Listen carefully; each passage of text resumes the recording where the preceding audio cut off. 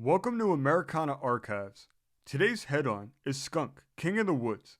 The subheadline says, the animal that men and beasts alike, let alone in the forest.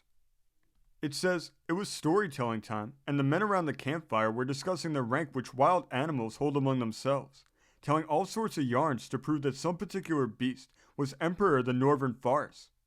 The relative fighting merits of panthers, bobcats, enraged bucks, and uncertain-tempered bears had been gone over when an old guide who had been smoking in silence injected the question, how about skunks? Undisturbed by the shout of laughter that greeted this question, he continued, you can laugh all you like, but I guess that none of you would care to tackle a skunk if one strolled into camp just now. And animals is just like humans when it comes to that sort of a beast. The skunk doesn't worry much about who's the animal king in the district where he picks out his home. And when he walks down a trail, he owns that pathway, and don't you make any mistake. It doesn't matter how hungry any of the big fellows may be, they leave the skunk alone, and when they meet him ambling along, they go the long way around. So far as I've observed, no animal preys on the skunk, unless it's when he's very young and away from mama and papa. So I make a guess that unless a man comes along with a gun or sets a trap for him, the skunk must live to a ripe old age. Of course, a dog will tackle a skunk. Dogs is like folks and needs a lot of experience to teach them sense. But there's only a few dogs that'll try skunk hunting twice.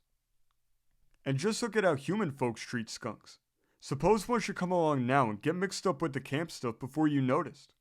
I don't guess that any of you would care to drive him away with a stick, like Jim Bellows says he did the big bear that came nosing about his camp last year. Out west, I've heard that skunks go mad and poison folks with their bite.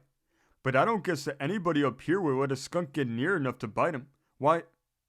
But just then the guide stopped debating, and with a look in which surprise and amusement were mingled, pointed to the leeward side of the fire, where the pack baskets had been left. There in the firelight walked a small black and white striped creature with a sharp, knowing face. The animal was finished off with a fine bushy tail, which it carried proudly aloft. It didn't appear to be disturbed by the proximity of the campers, but leisurely nosed about among the food supply and presently pulled out a side of bacon and began to eat daintily. There goes the bacon, whispered the guide, and now's the time for somebody to show he isn't afraid. But nobody moved. The campers sat in mournful silence, broken only by the subdued chuckles of the guide, until the skunk had satisfied its hunger and had gone away. And there was no protest when the guide remarked, I guess he's the king of beasts hereabouts all right.